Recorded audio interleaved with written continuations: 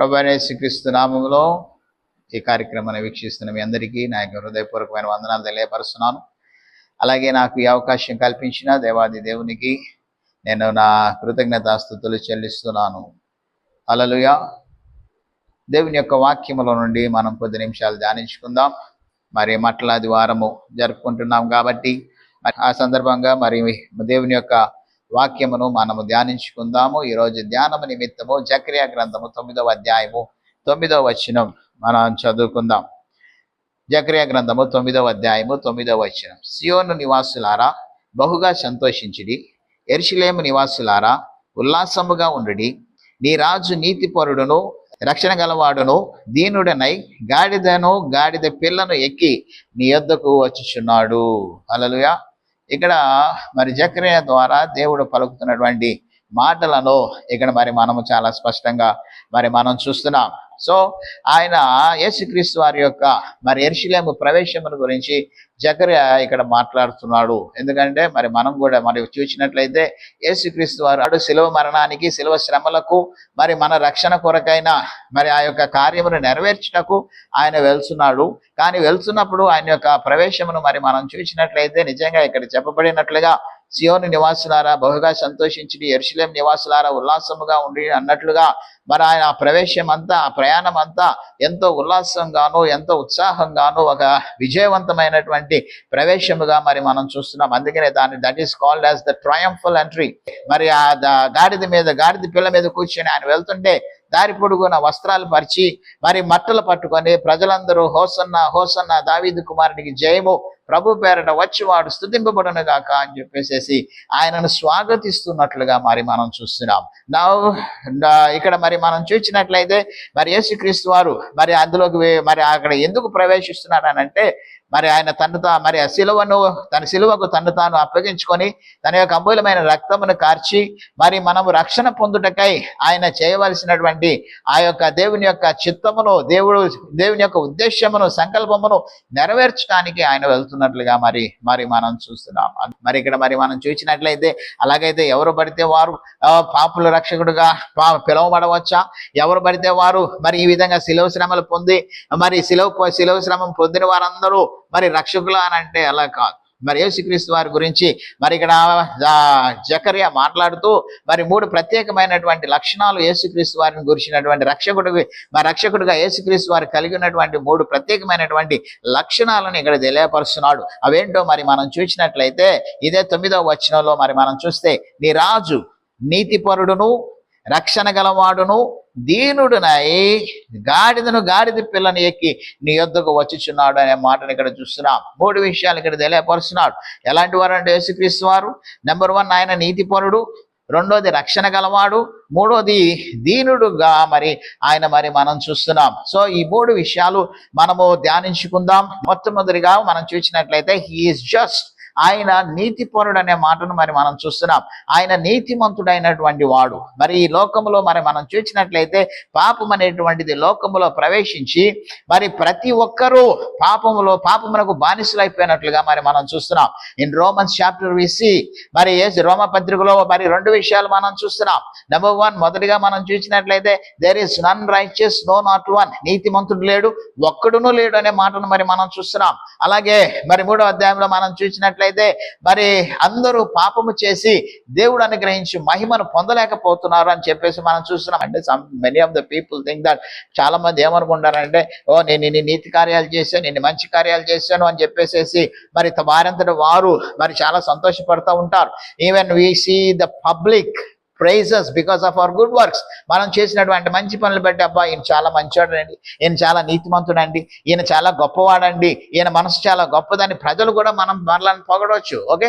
And one of the main confusion we have in this world, ఈ లోకంలో ఉన్నటువంటి ఒక కన్ఫ్యూషన్ ఏంటంటే మనం చేసే నీతి క్రియల ద్వారా మనము పరలోకం వెళ్తాము అనేటువంటి మరి లేదా దేవుని రాజ్యం చేరిపోతాము అని చెప్పేసి చాలా మంది అనుకుంటారు. When we look at the life of Cornelius యొక్క జీవితం మరి మనం చూసినట్లయితే ఇన్ యాక్ట్స్ చాప్టర్ 10 అపోస్తలుల కార్యముల గ్రంథము 10వ అధ్యాయము 1వ వచనంలో ఇటలీ పటాలమనబడిన పట్టణంలో శతాధిపతి అయిన కొర్నేలియను భక్తిపరుడు మరి కైసరియాలో ఉండెను.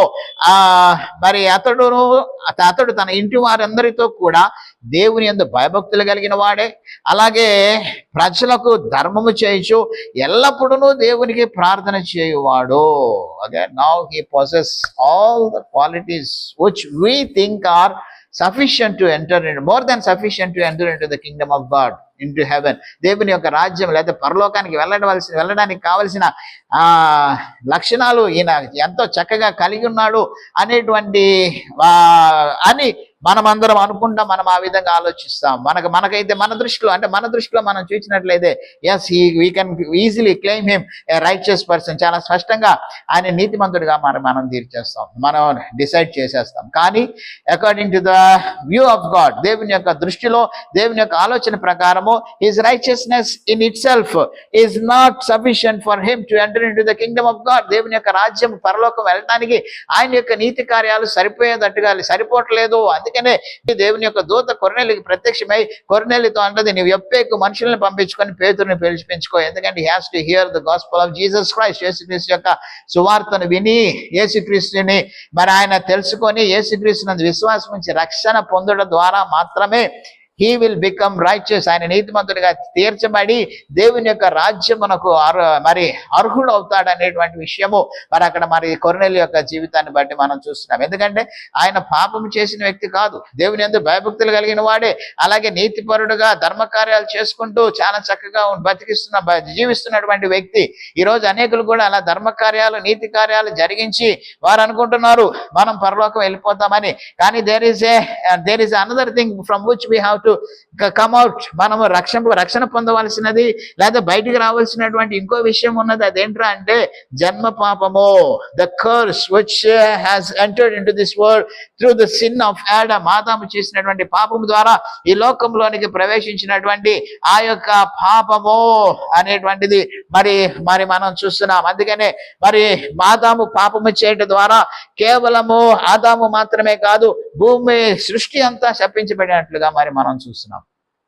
ఏంటండి, if only Adam was cursed because of his sin, తన పాపము బట్టి ఉట్టి ఆదాము మాత్రమే కనుక శపించబడి ఉన్నట్లయితే then we with our works can attain the salvation. మనము క్రియల ద్వారా మనం రక్షణ పొందవచ్చు, మనం మంచి పనులు చేసి దేవుని రాజ్యానికి వెళ్ళిపోవచ్చేమో. కానీ అక్కడ మరి మనం చూసినట్లయితే క్రియల ద్వారా మనం దేవుని రాజ్యానికి, మంచి క్రియలు దేవుని ద్వారా దేవుని రాజ్యాన్ని మనకు తీసుకుని వెళ్ళలేవు. ఎందుకు తీసుకుని వెళ్ళలేవురా అంటే జన్మ పాపం, ఆదాము ద్వారా సంక్రమించినటువంటి ఆ యొక్క శాపము, ఆ పాపం అనేటువంటిది మనం కలిగి ఉన్నాం. That's why the psalmist says, కీర్తనగాడు అంటున్నాడు, నేను పాపములో పుట్టి ఉన్నాను, పాపములోనే నా తల్లి నన్ను గర్భమును ధరించింది అని కీర్తనకారుడు మరి తెలియపరుస్తున్నాడు. దానికంటే ఇంకా మరి యోబు గ్రంథము 14వ అధ్యాయంలో 4వ వచనంలో మనం చూస్తే అక్కడ యోబు అంటున్నాడు, పాప సహితునిలో నుండి పాప రహితుడు పుట్టగలిగిన ఎడల ఎంత మేలు అని అంటున్నాడు. ఓకే, అంటే అర్థం ఏంటంటే సృష్టి కూడా శపించబడింది. కేవలం మనుషులు మాత్రమే కాదు, సృష్టి యావత్తు శపించబడింది. అందుకనే నాట్ ఈవెన్ మ్యాన్, మనుషులలోనే నీతిమంతుడు కాదు, అసలు నీతి అనేటువంటిది ఎక్కడ కనబడట్లేదు. నీతి అనేటువంటిది లేనట్టుగా మారిపోయింది. లోకమంతా శపించబడి లోకమంతా మరి పాపంలోనికి వెళ్ళిపోయింది. అందుకనే ఎవ్రీ టైం మరి ప్రతిసారి ప్రతి చోట we see sin ruling over. ప్రతి చోట పాపం ఏం చేస్తుందండి, పరిపాలిస్తున్నట్లుగా మరి మనం చూస్తున్నాం. అందుకనే పాపులు రక్షకుడుగా ఎవరైనా పుట్టాలంటే ఆయన నీతిమంతుడై ఉండాలి. ఆయన పాపము లేనివాడై, పాపము చేయని వాడి కాదు, పాపము లేనివాడై ఉండాలి. Many times we conclude righteousness as not committing sin. మరి నీతి అనేటువంటి దాన్ని మనం చాలాసార్లు ఎలా డిసైడ్ చేసేస్తామంటే పాపము చేయకోకుండా మంచి కార్యాలు చేస్తే మనం నీతిమంతులు అయిపోతాం అని అనుకుంటారు. కానీ పాపము చేయకోకుండా నీతి కార్యాలు చేస్తే మనము నీతిమంతులు అవటం కాదు. నీతి అనేటువంటిది ఏంట్రా అనంటే మరి సిన్లెస్నెస్, పాపము లేనటువంటి వారిగా మనం ఉండటము, అది నీతి. And there is no one who can claim that I am a sinless man. నేను పాపము లేని వాడనని చెప్పుకోగలిగినటువంటి వాడు ఎవడు లేడు. పుట్టిన ప్రతి ఒక్కడు పాపము చేసి ఉన్నట్లుగా మరి మనం చూస్తున్నాం. there is none righteous, no not one.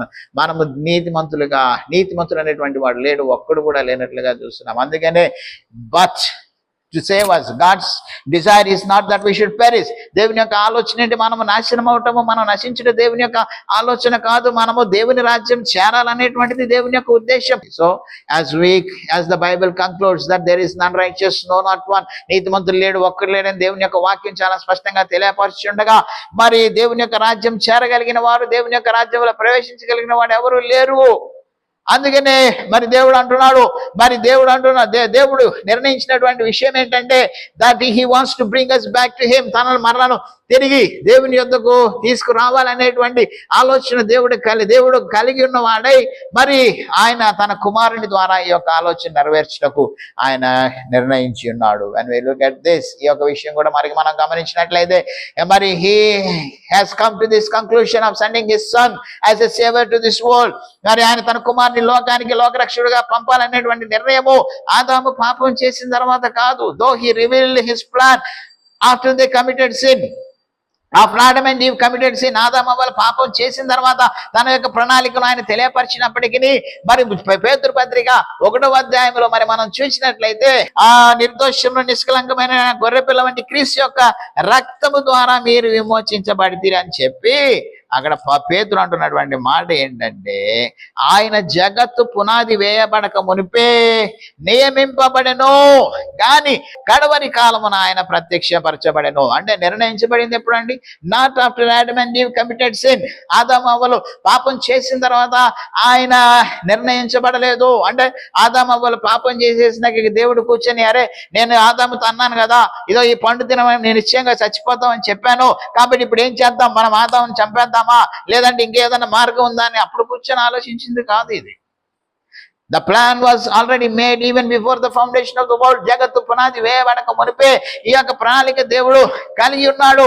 అందుకని the moment, the day in which man committed the sin, ఏ దినమైతే మనుషుడు పాపం చేస్తున్నాడో ఆ దినమున దేవుడు మరి అక్కడ ఆదికాండం 3వ అధ్యాయము 15వ వచనంలో అంటున్నాడు, ఇదిగో నీకును స్త్రీకిని నీ సంతానమునకును స్త్రీ సంతానమునకును వైరము కలుగ చేసేదను అని చెప్పేసేసి అక్కడ దేవుడు మరి మాట్లాడుతున్నట్లుగా మరి మనం చూస్తున్నాం అంటున్నాడు. ఇక్కడ వారి సంతానమునకు అనట్లేదు. ఎవరి సంతానమునకు అనట్లేదండి? వారి అంటే ఆదాము అవ్వల సంతానానికి, అలాగే నీ సంతానానికి అనట్లేదు. స్త్రీ సంతానం అనేటువంటిది మరి అక్కడ చాలా ప్రత్యేకంగా దేవుడు మాట్లాడుతున్నాడు. And when we look at Paul's explanation about this seed, ఈ సంతానము అనే మాటను గురించి పౌలు యొక్క వివరణల్లో మరి మనం చూస్తే, ఇక్కడ అలాగే అబ్రహాముతో దేవుడు మాట్లాడినట్లుగా through your seed all the descendants of the earth shall be blessed. నీ సంతానము ద్వారా భూమి యొక్క సమస్త వంశములు ఆశీర్వదించబడని దేవుడు పలికినటువంటి ఆ మాటను మరి పౌలు చాలా స్పష్టంగా తెలియపరుస్తూ, సంతానములు అని బహువచనం వాడకుండా సంతానం అని ఏకవచనం వాడుతూ, ఆ యొక్క ఏకవచనం ఈ సంతానం అనేటువంటి మాట refers to Jesus Christ, యేసుక్రీస్తును గురించి నా మాట అనేటువంటి యేసుక్రీస్తును సూచిస్తున్నది అనేటువంటి విషయాన్ని పౌలు చాలా స్పష్టంగా తెలియపరుస్తాడు. సో ఇక్కడ ఏంటంటే ఆదాము శపించబడ్డాడు, ఆదాము ద్వారా సృష్టి అంతా శపించబడింది. కాబట్టి ఆదాము ద్వారా జన్మించిన వ్యక్తి పాపమును కలిగి ఉంటాడు, కానీ పాపము చేసిన వాడు పాపులను రక్షించుటకు యోగ్యుడు కాదు, నీతిమంతుడై ఉండాలి. కాబట్టి దేవుడు అంటున్నాడు స్త్రీ సంతానము మాత్రమే. Now when we look in Luke chapter 1 verse 34, లూకా సువార్త 1వ అధ్యాయము 34-35 వచనాల్లో మనం చూసినట్లయితే, now the same thing Mary asks to the angel, నేను ఏ పురుషుని ఎరగని దాననే ఇది ఎలాగూ జరుగును అని చెప్పేసేసి ఆ మరియా అడిగినప్పుడు అక్కడ అంటున్నాడు, దేవుని యొక్క దూత అంటున్నాడు, ఏమంటున్నాడండి 34వ వచనంలో 35వ వచనం మనం చూస్తే, పరిశుద్ధాత్మ నీ మీదికి వచ్చును, సర్వోన్నతుని శక్తి నిన్ను కమ్ముకొనును గనక పుట్టబోవు శిశువు పరిశుద్ధుడై దేవుని కుమారుడు అనబడును. మరి పరిశుద్ధాత్మ ద్వారా ఆమె గర్భము ధరించినటువంటి ధరించున్న విషయాన్ని అక్కడ మనం చూస్తున్నాం. ఎందుకంటే పుట్టబో శిశువు ఎలాగుండాలి? పుట్టబో శిశువు పరిశుద్ధుడై ఉండాలి, పాపము లేనివాడిగా ఉండాలి. పాపం అంటే జన్మ పాపము, కర్మ పాపం అనేటువంటిది ఏది లేకోకుండా ఆయన ఉండాలి. అందుకనే మరి ఆయన నీతి పరుడు అని తెలియపరచడానికి మొట్టమొదటి విషయం, first thing that declares him righteous, ఆయన నీతిమంతుడని తెలియపరిచే మొదటి విషయం ఏంటంటే his birth itself, his conception itself declares that he is righteous. ఆయన పుట్టుక మరి ఆయన గర్భధారణ మనం చూసినట్లయితే అదే చాలా స్పష్టంగా తెలియపరుస్తుంది. ఆయనలో పాపము లేదు, ఆయన నీతిమంతుడు అనేటువంటి విషయాన్ని మరి అక్కడ మరి మనం చూస్తున్నాం. అందుకని అంటున్నాడు Isaiah chapter 7 verse 14, యెషయా గ్రంథం 7వ అధ్యాయం 14వ వచనంలో మనం చూసినట్లయితే యెషయా ప్రవచనం చెప్తున్నాడు, ఇదిగో కన్యక గర్భవతి అయి కుమారుని కనను. ఇదే అందరికీ అర్థం కానిది, ఎవరు తెలుసుకోలేనటువంటిది, తెలుసుకోలేక ఎగతాళి చేసేటువంటి ప్రశ్న కూడా ఇదే. ఏం చేస్తున్నారండి? తెలుసుకోలేక అర్థం కాక ఏం చేస్తున్నారు? ఎగతాళి చేస్తున్నారు. ఓకే, కానీ అక్కడ మరియ కూడా అంటది, ఇది ఎలాగ జరుగును అంటే దేవునికి అసాధ్యమైనది ఏదైనా ఉన్నదా? ఓకే, ఎగతాళి చేయాలంటే ముందు నువ్వేం తెలుసుకోవాలి? దేవుడు అంటే ఏంటో తెలుసుకోవాలి. మరి దేవుడు సర్వశక్తిమంతుడైతే అందరినీ రక్షించేయచ్చు కదా. అందరినీ రక్షించడానికే కదా ఆయన వచ్చింది, కొంతమందిని కాదుగా. దేవుడు లోకమును ఎంతో ప్రేమించును కాబట్టి లోక రక్షకుడిగా, లోక పాపములను మోసుకుని దేవుని గొర్రె పిల్లగా ఆయన ఈ లోకానికి వచ్చాడు. కాకపోతే అక్కడ ఒక కండిషన్ ఏంటంటే ఆయన యందు విశ్వాసం ఉంచి ప్రతివాడు నశింపగా నిత్య జీవం పొందును. నీవు నిత్య జీవం పొందాలి, రక్షణ పొందాలంటే నీవు ఆయన యందు ఏం చేయాలి? ఆయన నమ్ముకోవాలి, ఆయన యందు విశ్వాసం ఉంచాలి. అంతేగాని నీ ఇష్టానుసారంగా నీవు జీవించేసి ఆయన ప్రేమామూర్తి అయితే ప్రేమమూర్తే, కానీ at the same time he is just, ఆయన నీతిమంతుడు. అన్యాయము చేసేవాడు కాదు, అన్యాయాన్ని ప్రోత్సహించేటువంటి వాడు కాదు. ఆయన అన్యాయస్తుడైన దేవుడు కాదు అని దేవుని వాక్యం తెలియపరుస్తున్నది.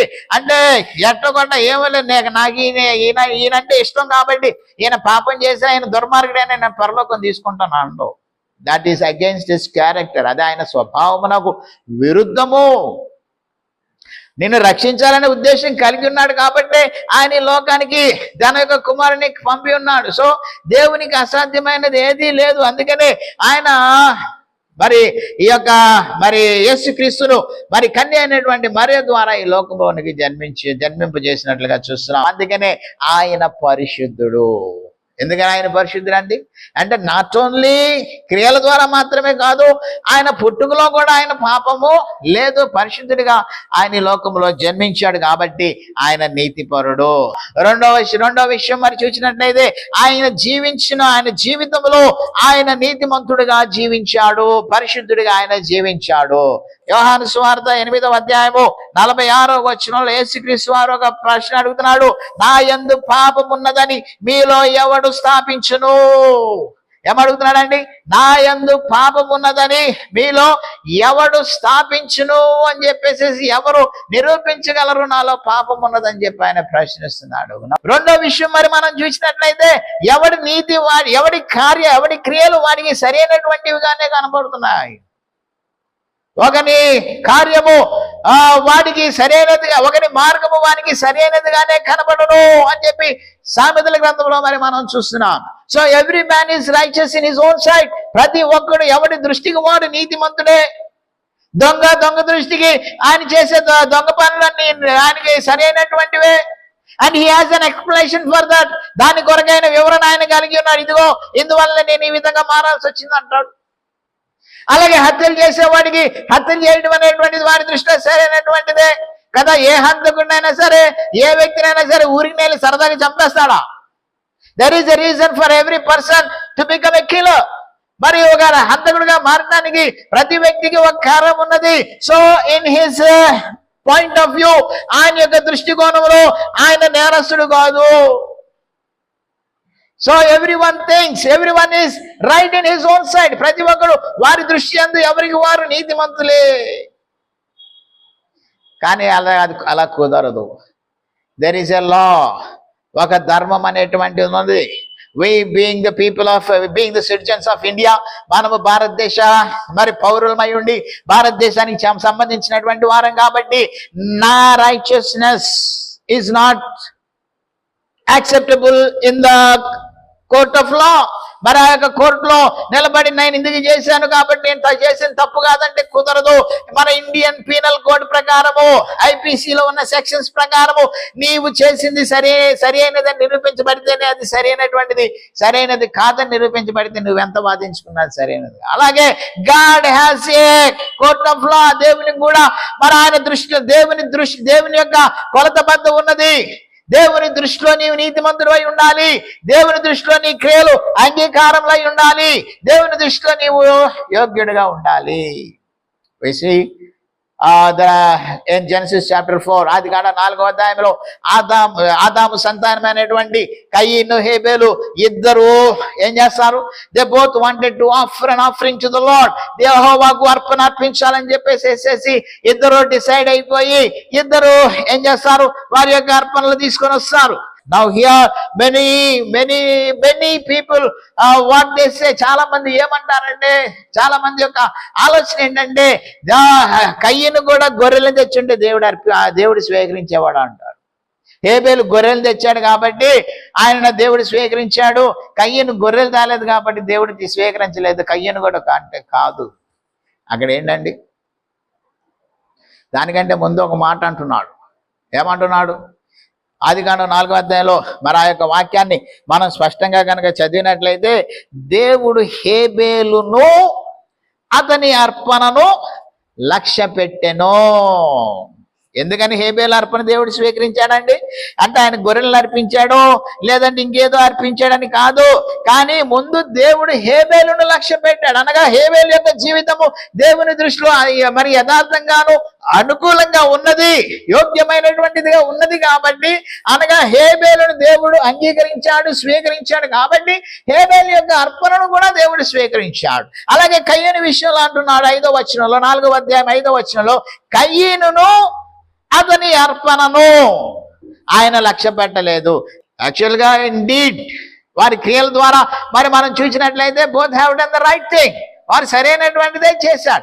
ఎవరు వృత్తుల నుండి వారు యెహోవాకు అర్పించడానికి తీసుకొచ్చారు, అంతేగాని అక్కడ గొర్రె అర్పించారా లేదంటే పొలం పంట అర్పించారా అనేటువంటిది కాదు. ఎందుకంటే పొలం పంట కూడా it is one of an offering, grain offering, wheat offering అని మరి పాత నిబంధన గ్రంథంలో మనం చూస్తున్నాము. So it is there, he can offer that, దాన్ని కూడా అర్పించవచ్చు. కానీ అక్కడ రీజన్ ఏంటి అంటే దేవుడు కయ్యూని ఏంటండి లక్ష్య పెట్టలేదు, కయ్యూని లక్ష్య పెట్టలేదు. అందుకే కయ్యూని. అలాగే మనం కూడా అనుకుంటున్నాం ఏదో చేసేసి మనం నీతిమంతులు, మన యథార్థవంతులు అనుకుంటున్నాం, కానీ దేవుని దృష్టిలో మనం యథార్థవంతులమా, దేవుని దృష్టిలో మనం నీతిమంతులమా లేదా అనేటువంటిది మరి మనం చూసుకోవాలి. అందుకని ఇక్కడ యేసుక్రీస్తు వారు అంటున్నాడు, నా యందు పాపం ఉన్నదని మీలో నిరూపించగలిగిన వాడు ఎవడు? ఏది చూపించి ఇదిగో ఈ పాపం చేసావు లేదా ఇది అన్యాయం చేసావు లేదా అది అని చెప్పగలిగిన వాడు ఎవడున్నాడు? దెర్ ఈస్ నో వన్, ఎవరు లేరు. కావాలని నిందలు మోపడం తప్ప, ఏంటండి కావాలని మోపడమే. ఈ కావాలని మోపే వాళ్ళు రివాబుగా మాట్లాడతారు, దౌర్జన్యంగా మాట్లాడతారు. ఎందుకని వాళ్ళకి తెలుసు వారు మాట్లాడేది నిజమో కాదని. అలా మాట్లాడకపోతే ప్రజలు నమ్మర్రా అని చెప్పి యేసుక్రీస్తు సిలువేసేటప్పుడు ఎలా మాట్లాడారు? ఆయన అడుగుతున్నాడు, ఎందుకు ఈయన ఏ నేరం చేశాడు అన్నా కూడా ఏం పట్టించుకోవట్లా, సిలువేయండి సిలువేయండి సిలువేయండి అని అరవడం ఒకటే ఆయన సిలువు. అందుకనే పాపం పిలాతు కూడా చేతులు కడుక్కొని ఇది అప్పగించేశాడు. ఆ యేసుక్రీస్తు వారు ఒకసారి ఆయన దగ్గరికి వ్యభిచారంతో పట్టబడిన స్త్రీని తీసుకొని వస్తారు. వ్యభిచారంతో పట్టబడిన స్త్రీని తీసుకొని వచ్చినప్పుడు ఇదిగో మోషే ధర్మశాస్త్ర ప్రకారము అంటే లా, ఒక మన చట్ట ప్రకారము ఈమెను రాళ్లతో కొట్టి చంపాలి. వాట్ డు యు సే, నువ్వేమంటావు అని చెప్పి యేసుక్రీస్తు దగ్గరికి తీసుకొని వచ్చాడు. అప్పుడు యేసుక్రీస్తు వారు అన్నాడు, మీలో పాపము లేని వాడు ఈమె మీద రాయి వేయవచ్చు అని చెప్పి నేల మీద కూర్చొని ఏదో రాస్తూ ఉంటాడు. ఇంకా అప్పుడు అందరూ అక్కడ ఎవరి కాళ్ళు రాళ్ళు పట్టుకొని వచ్చిన వాళ్ళందరూ ఆ రాళ్ళు అక్కడ పడేసేసి వెళ్ళిపోతాడు. అప్పుడు యేసుక్రీస్తు అంటాడు ఆమెతోటి, అమ్మ ఎవరు నిన్ను శిక్షించలేదా అంటే ఆమె అంటది, అయ్యా ఎవరు నన్ను శిక్షించలేదయ్యా అని అంటే ఇప్పుడు యేసుక్రీస్తు అంటాడు, నేను కూడా నిన్ను శిక్షించను, వెళ్ళి ఇక పాపము చేయకు అంటాడు. ఏమంటాడండి? నేను కూడా నిన్ను శిక్షించను అంటాడు. అంటే అర్థమేంటి? he can punish her because he has no sin. ఆయనలో పాపము లేదు కాబట్టి ఆయన శిక్షించవచ్చు. కానీ ఆయన శిక్షించడానికి రాలేదు, రక్షించడానికి ఆయన వచ్చాడు. కాబట్టి ఆయన అంటున్నాడు, నేను కూడా నిన్ను శిక్షించను. ఆయన పాపము లేనివాడు, నేను శిక్షించగలను, అయినా కూడా నేను కూడా నిన్నేం చేయను, శిక్షించను. There also we see his righteousness, ఆయన యొక్క నీతిని. ఆయన నీతిమంతుడిగా జన్మించాడు, నీతిమంతుడిగా ఆయన జీవించాడు. So he is just in his birth, he is just in his living. Number 3, he is just in his trial. ఆయన తీర్పులో కూడా ఆయన ఏమై ఉన్నాడండి, తీర్పు తీర్చబడుతున్నప్పుడు ఆయనను పట్టుకొని ఆయన్ని బంధించి బలవంతంగా తీసుకెళ్ళి ఆ తీర్పులో నిలబెట్టినప్పుడు అక్కడ కూడా ఆయన నీతిమంతుడై ఉన్నాడు. అక్కడ కూడా ఏమై ఉన్నాడండి, నీతిమంతుడై ఉన్నాడు. మరి అక్కడ కూడా మనం చూసినట్లయితే మరి కొన్ని రిఫరెన్స్ చెప్పడానికి సమయం లేదు కాబట్టి I will just bring the references. కొన్ని రిఫరెన్స్లు నేను తీసుకొని వస్తాను. మత్తయి సువార్త 27వ అధ్యాయంలో ఆయన అప్పగించినటువంటి యూదా అంటున్నాడు, Judas confess, I have sin by betraying an innocent blood. ఇదిగో నిరపరాధ రక్తమును అర్పించి నేను పాపము చేశానని యూదా ఒప్పుకుంటున్నాడు. అలాగే మత్తయి సువార్త 27:19లో పిలాతు భార్య పిలాతు దగ్గరికి వచ్చి, have nothing to do with this righteous and innocent man, ఈ నీతిమంతుని జోలికి వెళ్ళవద్దు అని పిలాతు భార్య మరి అక్కడ తెలియపరుస్తున్నట్లుగా మరి మనం చూస్తున్నాం.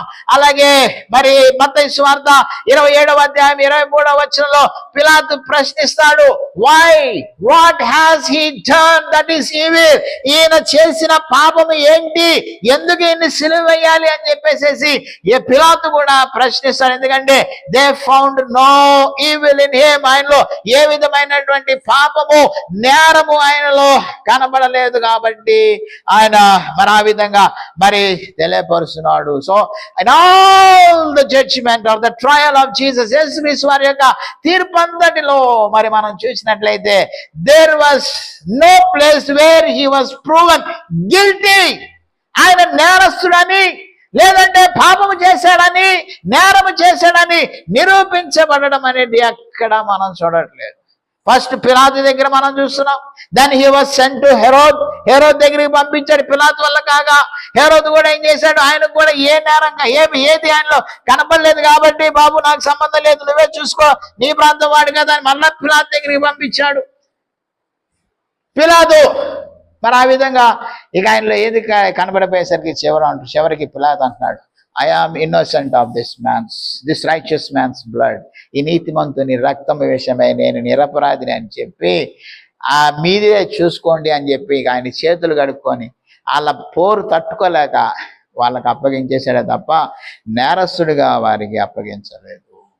సో ఇన్ హిస్ ట్రయల్, ఆయన యొక్క తీర్పులో కూడా ఆయన నేరస్తుడని నిరూపించడం వల్ల అక్కడ కూడా he was confessed and accepted as a righteous person. నీతిమంతుడిగానే ఆయన ఒప్పుకోబడ్డాడు, నీతిమంతుడిగానే ఆయనను ప్రజలు మరి ఆ నీతిమంతుడనే ఆయన తీర్పు పొందినట్లుగా చూస్తున్నాం. కానీ ప్రజల యొక్క పోరు తట్టుకోలేక ఆయన్ని సిలువకు అప్పగించి ఆయన సిలువ మరణానికి అప్పగించాడు. సో రక్షకుడికి ఉండాల్సిన మొదటి qualification, like we saw in the book of Job, యోబు గ్రంథాలు మనం చూసినట్లుగా పాప సహితునిలో నుండి పాప రహితుడు పుట్టాలి, పాపము లేనివాడు కావాలి రక్షించడానికి. సో ఆ పాపము లేనివాడు ఎవరై ఉండాలరా అంటే దేవుని కుమారుడై ఉండాలి. My dear brothers and sisters, నా ప్రియమైన సహోదరి సహోదరులారా, if there is any other possible way in which we can be saved, మనం రక్షింపబడినట్లుగా వేరే ఇంకో ఏ మార్గం ఉన్నా సరే దేవుడు దాన్నే ఇచ్చేవాడు.